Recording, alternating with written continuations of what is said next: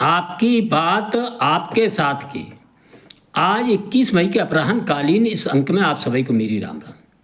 दद्दा मेरे जैसों की हम सब जानते हैं भाई, हमारे देश में 5 विधानसभा चुनाव हुए और उनके परिणाम भी आए, और इन परिणामों में आशा के अनुरूप बहुत से प्रदेशों में परिणाम आए और कहीं कहीं अप्रत्याशित परिणाम भी आए।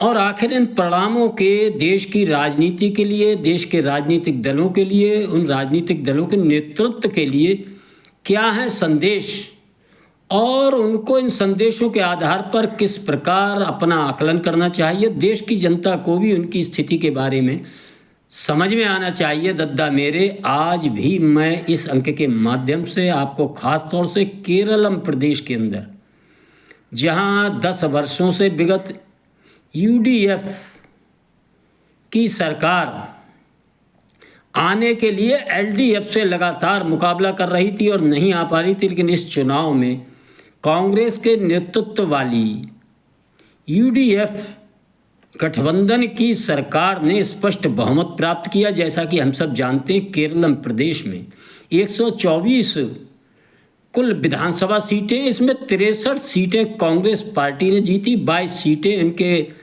बहुत पुराने गठबंधन के सहयोगी इंडियन मुस्लिम लीग। मित्रों, मैं आप सबके ध्यान में लाना चाहता हूँ, ये इंडियन मुस्लिम लीग वही मुस्लिम लीग है जिसने देश की आज़ादी से पहले इस देश में डायरेक्ट एक्शन के नाम पर एक विध्वंस हत्याकांड, देश को आतंकित करने का काम किया था, और उसी आतंक के आधार पर देश का बंटवारा कराने के लिए इस पार्टी का जन्म हुआ। तो देश का बंटवारा भी कराया और पाकिस्तान नाम के एक नए देश का इस भारतवर्ष में से जन्म हुआ था। और वह मुस्लिम लीग देश की आज़ादी के बाद होना ये चाहिए था कि ऐसी राजनीतिक दल का इस देश की राजनीति में कोई स्थान नहीं होना चाहिए, लेकिन कुछ दिनों बाद वही दफ्तर, वही ऑफिस, वही नेतृत्व एक भी पाकिस्तान नहीं गया, और उन्होंने केवल इतना परिवर्तन किया कि इस मुस्लिम लीग शब्द के साथ इंडियन शब्द जोड़कर पुनः राजनीति शुरू करने का काम किया। उनकी इस राजनीति को, जिस प्रकार देश की आज़ादी के समय देश के बंटवारे में इंडियन मुस्लिम लीग का कांग्रेस पार्टी ने एक तरह से समर्पण करके देशद्रोह के स्तर तक जाकर भारत माता का बंटवारा करने का जो जघन्य पाप किया था इंडियन कांग्रेस ने और मुस्लिम लीग ने, आज हम सब देखेंगे कांग्रेस व मुस्लिम लीग का गठबंधन केरलम प्रदेश में बहुत पुराना है। लेकिन आज मैं चर्चा इस संबंध में ना कर, दद्दा मेरे, मैं आप सबके ध्यान में जो बात लाना चाह रहा हूँ, ये पूर्ण बहुमत की सरकार होने के बाद भी आखिर कांग्रेस जैसा राष्ट्रीय दल और इनका पारिवारिक जो वंशवाद आधार पर समय नेतृत्व कर रहा राहुल गांधी केरलम में किस प्रकार विवश और हैरान व परेशान हुए। और उनकी इस हैरानी परेशानी का कारण था वह उनकी इच्छा, जो हर वंशवादी परिवार के मुखिया की होती, कि वह हर जगह अपने निकटतम लोगों को सत्ता पर बैठाने का प्रयास करता है।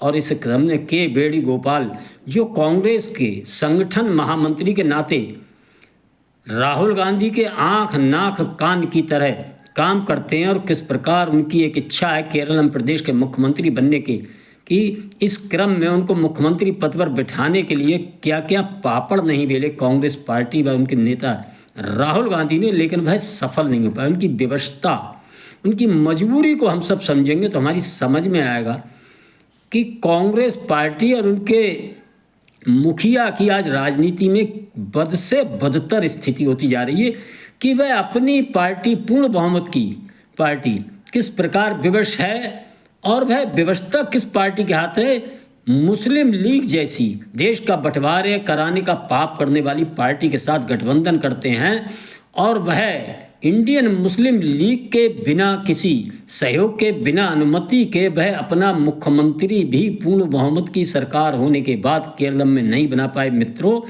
सारे प्रदेशों में, चारों प्रदेशों में शपथ ग्रहण हो गए थे 4 मई के परिणामों के बाद। आप सब देख रहे होंगे तमिलनाडु जैसे राज्य, जहाँ की पूर्ण बहुमत भी नहीं मिला था, एक नए खिलाड़ी राजनीति के जोसेफ विजय को उन्होंने भी शपथ ग्रहण कर लिया था। लेकिन इधर केरलम किस प्रकार एक 10-12 दिन अस्थिरता, अनिश्चितता के दौर में जूझता रहा, किस प्रकार के प्रदर्शन होते रहे, और कांग्रेस के प्रथम परिवार के मुखिया राहुल गांधी की हिम्मत नहीं हो रही थी कि वह केरल में अपने प्रत्याशी के वेणुगोपालन को मुख्यमंत्री पद पर दावेदार बनाकर स्थापित कर सके।